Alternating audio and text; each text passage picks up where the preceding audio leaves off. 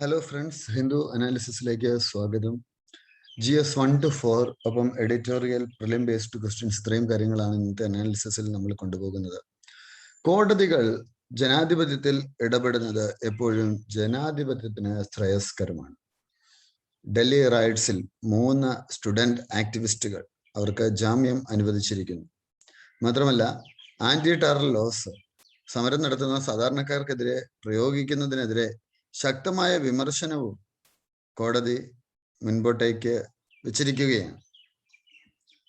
അപ്പോൾ ഡൽഹി ഹൈക്കോടതി പറഞ്ഞത്, ജവഹർലാൽ നെഹ്റു യൂണിവേഴ്സിറ്റിയിലെ സ്റ്റുഡൻസ് ദേവാംഗന കലിത, നടാഷ നാർവാൾ, ഒപ്പം ജാമിയ മിലിയ സ്റ്റുഡന്റ് ആസിഫ് ഇക്ബാൽ തൻഹ, അവര് UAPA ചുമത്തി അവരെ അറസ്റ്റ് ചെയ്യുകയുണ്ടായി. UAPA ചുമത്തുമ്പോഴുള്ള വലിയൊരു പ്രശ്നം, അവർക്ക് ജാമ്യം കിട്ടാനൊക്കെ ബുദ്ധിമുട്ടുണ്ട്. ജാമ്യമില്ലാത്ത വകുപ്പുകൾ പ്രകാരമാണ് പലപ്പോഴും കേസ് എടുക്കുന്നത്. അത് കോടതി സ്ക്വാഷ് ചെയ്തിരിക്കുന്നത് നമ്മൾ ഡീറ്റെയിൽഡ് അനാലിസിസിന് വിധേയമാക്കുകയാണ്. മഹാരാഷ്ട്രയിലും AP-യിലും തെലങ്കാനയിലും കണ്ട AY1 not a variant of concern എന്ന് സെന്റർ പറഞ്ഞിരിക്കുകയാണ്. കൊറോണ വൈറസിന്റെ പുതിയൊരു വേരിയന്റ് ആണിത്. അത്ര വലിയൊരു പ്രശ്നമുള്ളതല്ല എന്നാണ് പറയുന്നത്. ലോക് ജനശക്തി പാർട്ടി ഒരു ദേശീയ പാർട്ടിയാണ്. 5-6 MP-മാരുണ്ട്. ആ പാർട്ടിയിൽ പശുപതിനാഥ് പരസ് രാംവിലാസ് പാസ്വാന്റെ ബന്ധുവാണ്. അപ്പൊ അദ്ദേഹവും രാംവിലാസ് പാസ്വാന്റെ മകനായ ചിരാഗ് പാസ്വാനും തമ്മിൽ ഉള്ള ഒരു പ്രശ്നം പാർട്ടിയിൽ ഒരു പിളർപ്പിന് വഴിതെളിച്ചിരിക്കുന്നു എന്നുള്ളതാണ് കാണുന്നത്.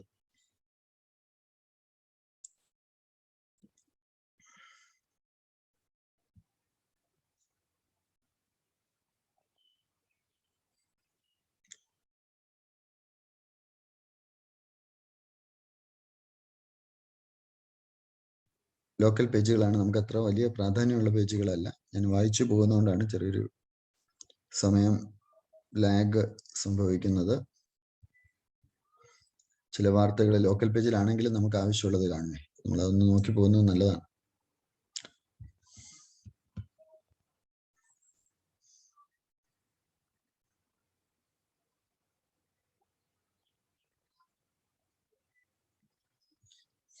ഒപ്പം എഡിറ്റോറിയൽ പേജ് ഉണ്ട്. എഡിറ്റോറിയൽ പേജിലെ വാർത്തകൾ പ്രധാനപ്പെട്ടതാണ്. ഹുമയൂൺസ് ടോമിന്റെ ഒരു ചിത്രമാണ്. അത് നമുക്കറിയാം, ഡൽഹിയിലെ ഒരു ശ്രദ്ധേയമായിട്ടുള്ള ഒരു ഐക്കണാണ് ഹുമയൂൺ ടോം എന്ന് പറയുന്നത്. അവിടെ വിദ്യാർത്ഥികളൊക്കെ വന്ന് ഇരിക്കാറുണ്ട്. ഡൽഹിയിൽ താമസിക്കുന്ന ആളുകൾക്കൊക്കെ അറിയാം. അപ്പോൾ നിങ്ങൾക്ക് ഹുമയൂൺ ടോംബ് അല്ലെങ്കിൽ ഹിസ്റ്റോറിക്കൽ പ്ലേസസിനെ കുറിച്ചുകൂടി പാരലിൽ നോക്കി പോകാം. ഇത്തരം വാർത്തകളൊക്കെ നമ്മൾ കാണുമ്പോൾ ദേശീയ തലത്തിലുള്ള ഹിസ്റ്റോറിക്കൽ ആയിട്ടുള്ള പ്ലേസസ് ഒക്കെ നമുക്ക് നോക്കാം.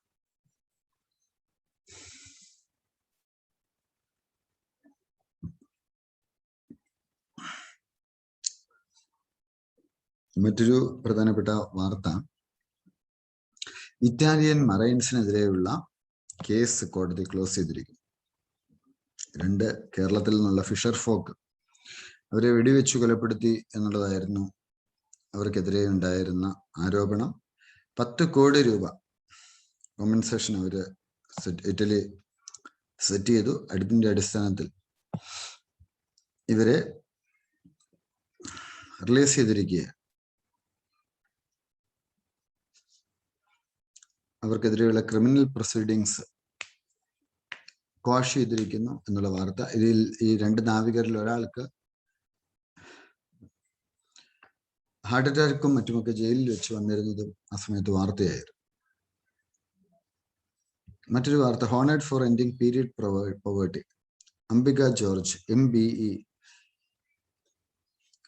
21 വയസ്സുള്ള Ambika George British Empire, Order of the British Empire, UK-യിലെ വലിയൊരു പരമോന്നത ബഹുമതിയാണ് അത് അവർക്ക് ലഭിച്ചിരിക്കുന്നത്. അവർ കോഴഞ്ചേരി എന്നുള്ളതാണ്, കുമ്പളാമ്പൊയ്ക, കോഴഞ്ചേരിക്ക് അടുത്തുള്ള ഒരു പ്രദേശമാണ്.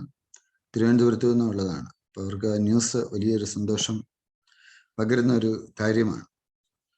കാരണം ഒരു രാജ്യാന്തര തലത്തിലുള്ള വലിയൊരു പുരസ്കാരം, കേംബ്രിഡ്ജ് യൂണിവേഴ്സിറ്റിയിലൊക്കെയുള്ള പഠിച്ചുകൊണ്ട്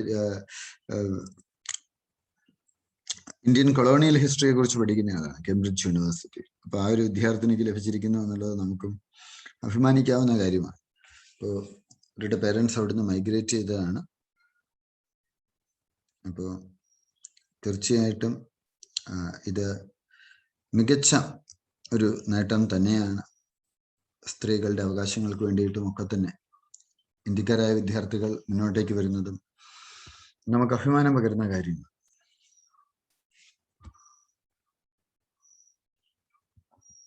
വലിയ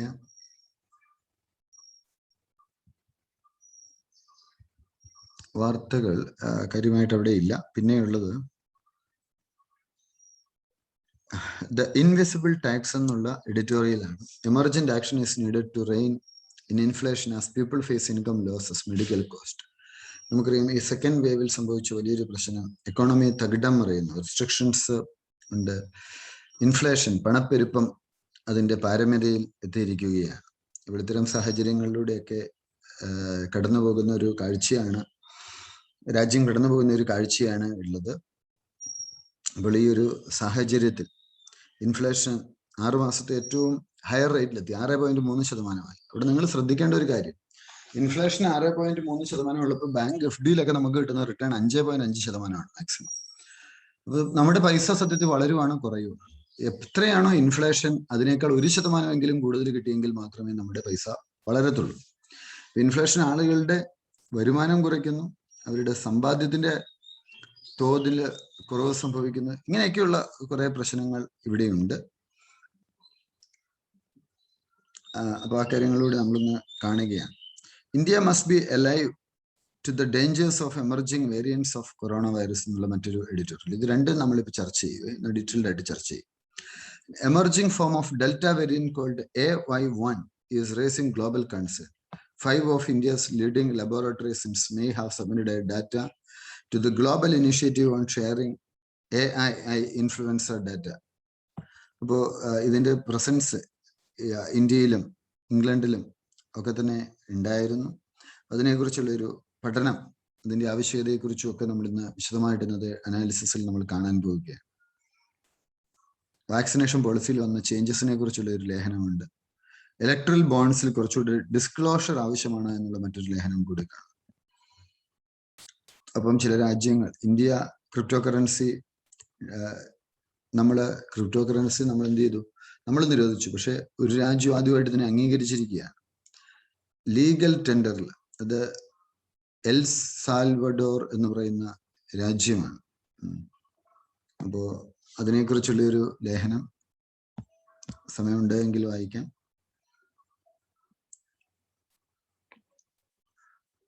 ഡൽഹി റൈറ്റ്സിൽ 3 സ്റ്റുഡന്റ് ആക്ടിവിറ്റീസിന് ജാമ്യം കിട്ടിയിരിക്കുന്നു എന്നുള്ള വാർത്ത. മാത്രമല്ല ഇന്ത്യൻ യൂണിയൻ മുസ്ലിം ലീഗ് അവര് സുപ്രീം കോടതിയെ സമീപിച്ചിരിക്കുന്നു നമ്മുടെ സിറ്റിസൺഷിപ്പ് അമെൻമെന്റ് ആക്ടുമായി ബന്ധപ്പെട്ട്. അതിനകത്ത് ഫൈനൽ വെർഡിക്റ്റ് വന്നിട്ടില്ല. നമ്മൾ കഴിഞ്ഞ ദിവസം ചർച്ച ചെയ്ത വാർത്തയാണ്.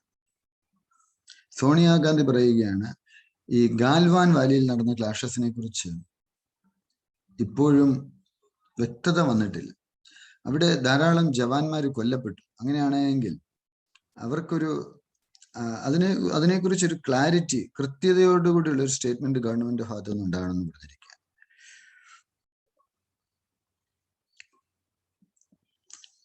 The Hindu has stopped in an assessment of multiple English newspapers for responsible of reporting suicide related cases. ഇത്തരം കേസസ് റിപ്പോർട്ട് ചെയ്യുന്നതിൽ ശ്രദ്ധിക്കേണ്ടതുണ്ട്, പ്രത്യേകിച്ചും സൂയിസൈഡ് പോലെയുള്ള ന്യൂസ് റിപ്പോർട്ട് ചെയ്യുന്നു. അപ്പോൾ അതിൽ ഹിന്ദു വളരെ പോസിറ്റീവ് ആയിട്ടുള്ള മെഷേഴ്സ് എടുത്തു എന്നുള്ളതാണ് കാണുന്നത്. അപ്പൊ അതുകൊണ്ട് തന്നെയാണ് അവർക്ക് ഒരു പോസിറ്റീവ് റെസ്പോൺസിൽ മുൻനിരയിലെത്താൻ സാധിച്ചത്. Use of criminalising language, attention grabbing headlines, mentoring and describing method of suicide, അതൊക്കെ മോശമാണ്. അതൊക്കെ ഒഴിവാക്കിക്കൊണ്ട്, അല്ലെ ഫോട്ടോഗ്രാഫ്സ് ഒഴിവാക്കും. വളരെ നല്ലൊരു കാര്യമാണ്. പത്രത്തിന്റെ പോളിസിയുമായി ബന്ധപ്പെട്ട് വളരെ പോസിറ്റീവ് ആയിട്ടുള്ള ഒരു കാര്യം.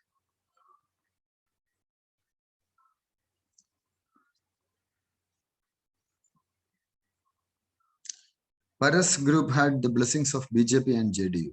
ലോക് ജനത ശക്തി പാർട്ടിയില് പിളർപ്പുണ്ടായിരിക്കുന്നു. പിളർപ്പിന് ആരാണ് കാരണം? ആരാണ് ഉത്തരവാദി? ചിരാഗ് പാസ്വാൻ ലോക് ജനശക്തി പാർട്ടിയുടെ നേതാവായിരുന്ന രാംവിലാസ് പാസ്വാന്റെ മകനാണ്. NDAയുടെ ഒരു അലയായിരുന്നു. പക്ഷെ ചിരാഗിന്റെ ചില നയങ്ങൾ JDUവിന് ക്ഷീണമുണ്ടാക്കിയത് കൊണ്ട് അവർ തന്നെ പാർട്ടിയിൽ ഒരു പിളർപ്പുണ്ടാക്കിയിരിക്കുക.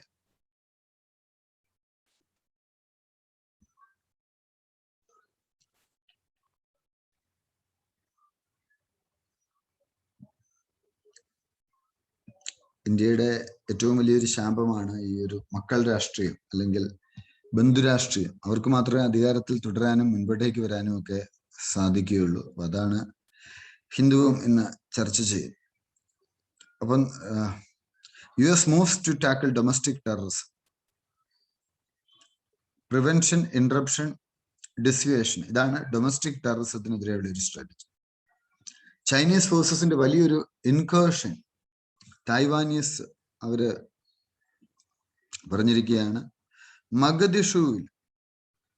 മഗദിഷുവില് ഒരു സോൾജിയർ സൂയിസൈഡ് ബോംബിങ്ങിൽ അറ്റാക്ക് ചെയ്യപ്പെടുന്ന ഒരു ചിത്രമാണ് നമ്മൾ കാണുന്നത്. അവിടെ സോമാലിയയിലെ സൂയിസൈഡ് അറ്റാക്കിന്റെ ചിത്രമാണ് നമ്മൾ കാണുന്നത്.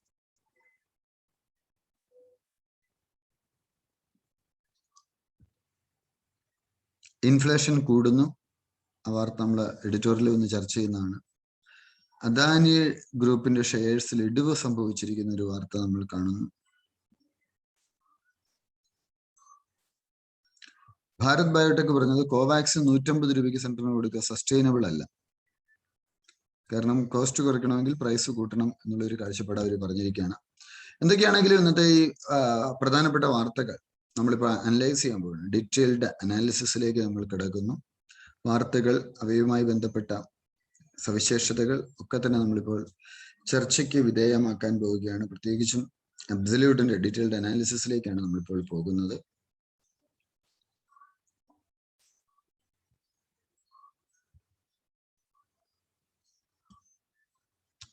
അനാലിസിസിൽ നമ്മൾ ചർച്ച ചെയ്യുന്ന കാര്യങ്ങൾ, ഒന്നാമത് പേജ് 1-ൽ നമുക്കുള്ള ഒരു വാർത്ത, ഡൽഹി ഹൈക്കോടതി ജാമ്യം കൊടുത്തിരിക്കുന്നു UAPA ചുമത്തിയ ആളുകൾക്ക്. അപ്പോൾ FIR ഇല്ല, ഇത് റൈറ്റ്സിനാണ് ഇവരെ അറസ്റ്റ് ചെയ്തിരിക്കുന്നത്. കലാപം ഉണ്ടാക്കിയെന്നാണ് പറഞ്ഞിരിക്കുന്നത്. സുപ്രീം കോടതി പറഞ്ഞിരിക്കുന്നത് ഒരു സമരം നടത്തിയാൽ ഉടനെ അതിനെ ആന്റി ടെറർ ലോ ചാർത്തുന്നത് ശരിയല്ല. സിറ്റിസൺഷിപ്പ് അമെൻമെന്റ് ആക്ടിനെതിരെയാണ് സമരം നടന്നത്. Right to protest and terrorist activity had been blurred. ഇത് തമ്മിലൊരു വ്യത്യാസമുണ്ട്. ഇപ്പൊ പ്രൊട്ടസ്റ്റ് ചെയ്യാനുള്ള അവകാശം അവർക്കുണ്ട്. അതുകൊണ്ട് തന്നെ ഇത്തരത്തിലുള്ള ഫാക്ച്വൽ അലിഗേഷൻസിന് UAPA ചുമത്തരുത് എന്ന് കോടതി ആവശ്യപ്പെട്ടിരിക്കുക. അപ്പോൾ ഇത്തരം കേസസുകൾ ഇവിടെ കൂടുതലായിട്ട് കടന്നു വരുന്ന ഒരു സാഹചര്യത്തിൽ ഈ അനാലിസിസിന് വലിയൊരു പ്രാധാന്യമുണ്ട്. കാരണം UAPA 67-ലാണ് ആദ്യമായിട്ട് പാസ് ചെയ്യുന്നത്. ടെററിസ്റ്റ് ആൻഡ് ഡിസ്റപ്റ്റീവ് ആക്ട് അത് എന്നുള്ള രീതിയിലാണ് വന്നത്. അത് ടാഡയുടെ ഒരു അപ്ഗ്രേഡഡ് വേർഷനാണ്. ടാഡ ലാപ്സ് ചെയ്തു 1995-ൽ. പ്രിവെൻഷൻ ഓഫ് ടെററിസം പോട്ട വന്നു, അതും റിപ്പീൽ ചെയ്തു 2004-ൽ. ഈ ആക്ടുകളൊക്കെ റിപ്പീൽ ചെയ്യാനുള്ള കാര്യം ഇത് പലപ്പോഴും ദുരുപയോഗം ചെയ്യുന്നു എന്നുള്ളത് കണ്ടെത്തിയിട്ടാണ്. കോടതിയും ഇപ്പോൾ പറഞ്ഞിരിക്കുന്ന ഒരു കാര്യമാണ്. ഇതിൽ ഇന്ത്യൻ നാഷണലിനെയും ഫോറിൻ നാഷണലിനെയും നമുക്ക് എന്ത് ചെയ്യാൻ പറ്റും? രണ്ടുപേരെയും ചാർജ് ഷീറ്റിൽ ഉൾക്കൊള്ളിക്കാൻ പറ്റും. അപ്പൊ ഇത്തരം കേസുകളും മറ്റുമൊക്കെ വരുമ്പോൾ ശ്രദ്ധിക്കേണ്ട ഒരു കാര്യം, sloganeering and instigating the public against the government. അതാണ് ഡൽഹി പോലീസ് പറഞ്ഞത്. ഇവര് ഗവൺമെന്റിനെതിരെ ആളുകളെ തിരിച്ചുവിടാൻ ശ്രമിച്ചു. അതൊരു കോൺസ്പിറൻസിയാണ്. ഡൽഹിയിൽ ഒരു റൈറ്റ് ഉണ്ടാക്കാൻ ശ്രമിച്ചു എന്നുള്ളതൊക്കെയാണ് പറഞ്ഞിട്ടുള്ളത്. പ്രത്യേകിച്ചും ഡൽഹിയിലെ മുസ്ലിം ഡോമിനേറ്റഡ് ഏരിയാസ്, സ്ത്രീകളും ഒക്കെ ഈ കേസിൽ ധാരാളം പേര് അറസ്റ്റ് ചെയ്യപ്പെടുകയുണ്ടായി. അപ്പോൾ ഇതുമായിട്ടുള്ള ചർച്ചകൾ നടന്നു. ആക്ടിൽ അൺലോഫുൾ അമെൻമെന്റ് ബില്ല് 2019-ൽ വന്നു, UAPA വന്നു. അതിനുശേഷം ഇവിടെ പറഞ്ഞിരിക്കുന്ന act director general of national investigation NIA approve ചെയ്യുന്ന seizure or attachment of property when the case is investigated by the said agency. അവരുടെ പ്രോപ്പർട്ടി പോലും അറ്റാച്ച് ചെയ്യാനുള്ള അധികാരം കൊടുക്കുന്നുണ്ട് എന്നുള്ളതാണ് നമ്മൾ കാണുന്നത്. അപ്പോൾ 5ാമത്തെ പേജിലുള്ളത് മറ്റൊരു വാർത്ത ജനറൽ സ്റ്റഡീസ് 2വുമായി ബന്ധപ്പെട്ടതാണ്, ഗവേണൻസുമായി ബന്ധപ്പെട്ടതാണ്. എന്താണ് വാർത്ത? ഇവിടെ സുപ്രീം കോടതി ഇറ്റാലിയൻ നാവികർക്കെതിരായിട്ടുള്ള 2 കേരള ഫിഷർമാനെ അവര് പൈറേറ്റ്സ് ആണെന്ന് വിചാരിച്ച് വെടിവെച്ചു കൊന്നു ആഴക്കടലിൽ വെച്ചിട്ട്. ഇവര് കപ്പലിലായിരുന്നു, അവര് ബോട്ടിലായിരുന്നു, ബോട്ട് ഇടിച്ച് തകരുകയും ചെയ്തു. അപ്പോ ഈ കേസ് കോഷ് ചെയ്യാൻ വേണ്ടിയിട്ട് നെഗോഷിയേഷൻസ് ഇറ്റലിയായിട്ട് നടക്കുകയായിരുന്നു. ഏറ്റവും അവസാനം 10 കോടി രൂപ ഇവർക്ക് കോമ്പൻസേഷൻ കൊടുത്തു കഴിഞ്ഞാൽ ഈ കേസ് കോഷ് ചെയ്യാം എന്നുള്ളൊരു നടപടിക്രമത്തിലേക്ക് വന്നു. International tribunal for the law of the sea അവരാണ് ഈ കേസ് പരിഗണിക്കുകയുണ്ടായി. അപ്പൊ കോടതി റെക്കോർഡ് ചെയ്തത് ഇറ്റലി 10 കോടി രൂപ ഇന്ത്യക്ക് കോമ്പൻസേഷനായിട്ട് എത്രയും പെട്ടെന്ന് ട്രാൻസ്ഫർ ചെയ്യണം എന്നുള്ളതാണ്. മണി ഓൾറെഡി ട്രാൻസ്ഫർ ചെയ്തു, മിനിസ്ട്രി ഓഫ് എക്സ്റ്റേണൽ അഫയേഴ്സിലുണ്ട്. അത് സുപ്രീം കോടതി കേരള ഇവരുടെ ബന്ധുക്കളുടെ അക്കൗണ്ടിലേക്ക് മാറും. ഡിപ്പെൻഡൻസിന്റെ പേരിൽ ഫിക്സഡ് ഡെപ്പോസിറ്റ് ആയിട്ട് നാഷണൽ ബാങ്കിൽ കിട്ടും. 2 കോടി രൂപ ഫിഷിംഗ് ബോട്ടിന്റെ ഉടമസ്ഥന് നൽകും. കാരണം അയാൾക്കും നഷ്ടവും ഉണ്ടായി. അപ്പോൾ ഈ ഇറ്റാലിയൻ ഇവരുടെ ബന്ധുക്കൾ, ഈ മരിച്ചുപോയ ആളുകളുടെ ബന്ധുക്കൾക്ക് 4 കോടി വെച്ച് കിട്ടും, 8 കോടി കിട്ടും. 2 കോടി രൂപ ഫിഷിംഗ് ബോട്ട് തകർന്നു, അദ്ദേഹത്തിനും കോമ്പൻസേഷനായിട്ട് ലഭിക്കും എന്നുള്ളതാണ് കാര്യം. എൻട്രിക് അലക്സി കേസ്, ആ കേസ് നിങ്ങൾക്കറിയാം. എൻട്രിക് അലക്സി എന്ന് പറയുന്ന കപ്പൽ അവർ ഫയർ ചെയ്യുകയാണ് ഫിഷിംഗ് ബോട്ടിന് നേരെ. അപ്പൊ അവര് പൈറേറ്റ്സ് ആണെന്ന് വിചാരിച്ചാണ് ചെയ്തത്. അപ്പോൾ അത് ഇറ്റലിയും ഇന്ത്യയുമായിട്ടുള്ള ബന്ധം വഷളാകുന്നതിനൊക്കെ ഇടയാക്കിയിരുന്നു. എങ്കിലും കേരളത്തിൽ നിന്നുള്ള പല ബോഡീസും ഇതിൽ ഇടപെട്ടു. എന്താണെങ്കിലും ഒരു ശിഫ പര്യവസായിയായിട്ട് ഇത് അവസാനിച്ചിരിക്കുകയാണ്. മറ്റു ചിലർ ഉന്നയിക്കുന്ന ഒരു വാദം, ഈ മരിച്ചുപോയവരുടെ ജീവന് പകരമാകുമോ ഈ 10 കോടി എന്ന് ചോദിക്കുന്നവരുമുണ്ട്. എന്താണെങ്കിലും രാജ്യാന്തര തലത്തിൽ ശ്രദ്ധിക്കപ്പെട്ട ഒരു കേസ് അതിന് അറുതിയായിരിക്കുകയാണ്. House standing committee on IT summons Twitter representative GS2 വരുന്നതാണ്. ഗവേണൻസിൽ സ്റ്റാൻഡിംഗ് കമ്മിറ്റി ഇൻഫർമേഷൻ ടെക്നോളജിയുടെ ട്വിറ്ററിന്റെ റെപ്രസെന്റേറ്റീവ്സിനെ വിളിച്ചു വരുത്തി. എന്തിനു വേണ്ടിയാണെന്ന് ചോദിച്ചാൽ സോഷ്യൽ മീഡിയ പലപ്പോഴും ഓൺലൈൻ ന്യൂസും മിസ്യൂസ് ചെയ്യപ്പെടുന്നുണ്ട്.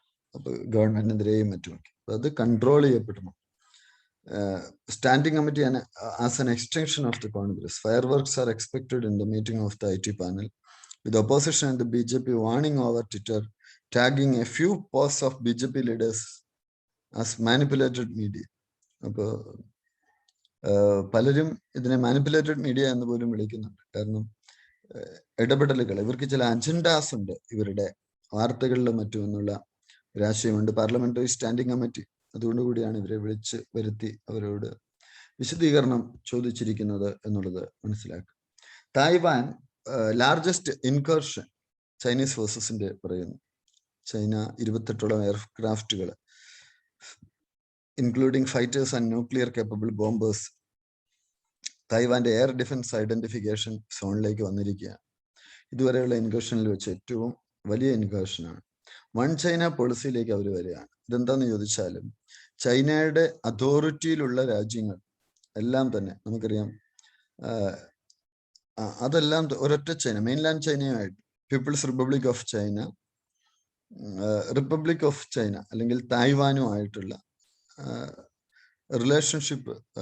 As a policy, this means that countries seeking diplomatic relationship with the People's Republic of China must break official relationship with the Republic of China. അതായത് തായ്വാനുമായിട്ടൊരു പ്രത്യേക റിലേഷൻഷിപ്പിന്റെ ആവശ്യമില്ല, ഒരൊറ്റ റിലേഷൻ മതി, ചൈനയായിട്ടുള്ള ഒരു റിലേഷൻ മതി എന്നുള്ള ഒരു കാഴ്ചപ്പാടാണ് ഈ one Chinese government. Diplomatic ties എന്ന് പറഞ്ഞാൽ ഒരു വൺ ചൈനീസ് ഗവൺമെന്റ്, ആ ഡീലിന്റെ ആവശ്യമേ ഉള്ളൂ. ഈ ഒരു പോളിസി ആണ് ഇത് തായ്വാൻ അംഗീകരിക്കുന്നില്ല. Under the policy, China sees Taiwan as a breakaway province to be reunited with the mainland. മെയിൻലാൻഡിൽ നിന്ന് ബ്രേക്ക് ചെയ്ത് പോയ ഭാഗമാണ് തായ്വാൻ. അതുകൊണ്ട് തന്നെ തായ്വാൻ തിരിച്ച് മെയിൻലാൻഡിന്റെ ഭാഗമായിട്ട് വരണം എന്നുള്ളതാണ് അവർ ആവശ്യപ്പെടുന്നത്. അപ്പോൾ 1949 വരെ India one China policy accept ചെയ്തിരുന്നു. തായ്വാനും ടിബറ്റും ചൈനയുടെ പാർട്ടായിട്ടാണ് അക്സെപ്റ്റ് ചെയ്തത്. അപ്പോ ഇന്ത്യ പലപ്പോഴും ചെയ്തിട്ടുള്ള ഒരു ഡിപ്ലോമാറ്റിക് പോയിന്റിലാണ് ഇത് ഉപയോഗിച്ചിരിക്കുന്നത്. ഇന്ത്യ പറഞ്ഞൊരു കാര്യം, ചൈന തിരിച്ചും വൺ ഇന്ത്യ പോളിസിയിൽ വിശ്വസിക്കണം. വൺ ഇന്ത്യ എന്ന് വെച്ചാൽ എന്താണ്? ഇപ്പൊ നമുക്ക് കാശ്മീർ, പാക് ഓക്യുപ്പൈഡ് കാശ്മീർ ഉണ്ട്, ഇന്ത്യയുടെ ഭാഗമാണ് അല്ലെ. തായ്വാന്റെ ഒരു Taiwan insecurity of China 2020 China object ചെയ്തു official exchange between India and Taiwan. China believes that one China principle is a universal consensus of the international community, including India. China also objected to the campaign, posters and social media in India wishing Taiwan Happy National Day and referring to it as a country or a nation. Taiwan is a nation ആയിട്ട് അവർ അംഗീകരിക്കും. മാത്രമല്ല Australia Malabar naval എക്സസൈസസിൽ India, Japan, United States അതിനെയും ഓസ്ട്രേലിയയെ inclusive ചെയ്തതിനെയും അവർ എതിർക്കുന്നുണ്ട്. Taiwan എന്ന് പറഞ്ഞാൽ എന്താണ്? Republic of China. അത് ഏതാണ്ട് 23 മില്യൺ ആളുകളുടെ വീടാണ്, ഹോമാണ്, അവിടെ താമസിക്കുന്നുണ്ട്. Southern cost of China that has been governed independently from mainland China. അവരുടെ നെയ്ബേഴ്സിനെ നോക്കുകയാണ് എങ്കിൽ ഫിലിപ്പീൻസ് ഉണ്ട്, ജപ്പാൻ ഉണ്ട്. തായ്വാൻ ഒരു പോപ്പുലർ സ്റ്റേറ്റും കൂടിയാണ്. United Nations, Taiwan is the most populous state that is not a member of the UN and largest economy outside UN. Taiwan ഏഷ്യയിലെ 5ാമത്തെ largest എക്കോണമിയാണ്. ഒരു global leader ആണ്, പ്രത്യേകിച്ച് ചിപ്പ് മാനുഫാക്ചറിങ്ങിലും മറ്റുമൊക്കെ, IT ഹാർഡ്വെയറിലും ഒക്കെ. ചൈനയുടെ ക്ലെയിം എന്താണ്? ഐലൻഡ് അവരുടെ ഒരു പ്രൊവിൻസ് ആയിട്ടാണ് അവർ കരുതുന്നത്. Taiwan a territory with its own democratically elected government ഉണ്ട്. Leading to political voices have differing views on island status and relations with the mainland. അപ്പൊ അവരുടെ റിലേഷൻഷിപ്പ് അത്ര നല്ലതല്ല.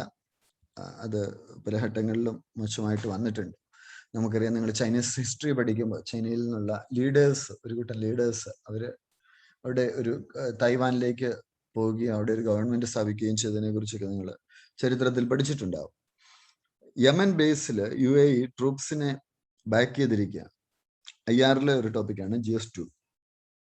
A militia leader has acknowledged that his emirate-backed troops are stationed on an island in a crucial maritime choke point where a mysterious airbase is now under construction. At least 2 Emirati-owned vessels have traveled Mayoon Island in the Bab el-Mandeb Strait since May. ഈ area ഒന്ന് പഠിക്കുക, മയൂൺ island, ബാബ് L മാൻഡേബ് straight എന്നുള്ളതും നിങ്ങൾ കൃത്യമായിട്ടൊന്ന് മാപ്പ് study നടത്തുക. Twitter complaints ഓഫീസറെ appoint ചെയ്തു. നമ്മൾ കഴിഞ്ഞ ദിവസങ്ങളിൽ കണ്ടിട്ടുള്ള ഒരു സംഗതിയാണ്. മറ്റൊരു പ്രധാനപ്പെട്ട വാർത്ത, FCI rice to be used for ethanol production. GS3 എക്കണോമിക്സിൽ വരുന്നതാണ്. Central government 78,000 tons rice food security പർപ്പസസിന് വേണ്ടി പ്രൊക്യൂർ ചെയ്തത് അത് എഥനോൾ പ്രൊഡക്ഷന് വേണ്ടി മാറ്റുകയാണ്. സബ്സിഡി റേറ്റിൽ 20 രൂപ പെർ കിലോ. അപ്പോൾ എഥനോൾ പ്രൊഡക്ഷന് വേണ്ടി ഇത് മാറ്റുന്നു എന്നുള്ളതൊരു വാർത്തയായിട്ട് വന്നിട്ടുണ്ട്. ഗവൺമെന്റ് ഒരു പ്ലാനാണ്. എഥനോൾ എന്തിനാണ് യൂസ് ചെയ്യാൻ പോകുന്നത്? എഥനോള് പ്രൊഡക്ഷൻ, എഥനോള് കലർന്ന പെട്രോളിയം ഉൽപ്പന്നങ്ങൾ ഉപയോഗിക്കുമ്പോൾ ഈ ഫോസിൽ ഫ്യൂവൽ കത്തിയുണ്ടാവുന്ന മലിനീകരണം കുറയുകയാണ് ചെയ്യുന്നത്. അപ്പോൾ അതിനുള്ള ഒരു പുതിയ പോളിസിയായിട്ട് ഗവൺമെന്റ് മുൻപോട്ടേക്ക് വന്നു. എഥനോൾ പ്രൊഡക്ഷനിൽ നമ്മൾ പ്രധാനമായിട്ടും പ്രൊഡ്യൂസ് ചെയ്യുന്ന ഷുഗർ കെയിൻ, മെയ്സ്, വീറ്റ്, ഇതിൽ നിന്നൊക്കെയാണ്. അതിലെ സ്റ്റാർച്ച് കണ്ടന്റ് കൂടുതലാണ്. ഷുഗർ കെയിൻ മോളസിസിൽ നിന്നാണ് പ്രധാനമായിട്ടും എഥനോൾ ഉണ്ടാക്കുന്നത്. എഥനോള് ഗ്യാസലിനുമായിട്ട് പല തലത്തിൽ ബ്ലെൻഡ് ചെയ്യപ്പെടുന്നുണ്ട്.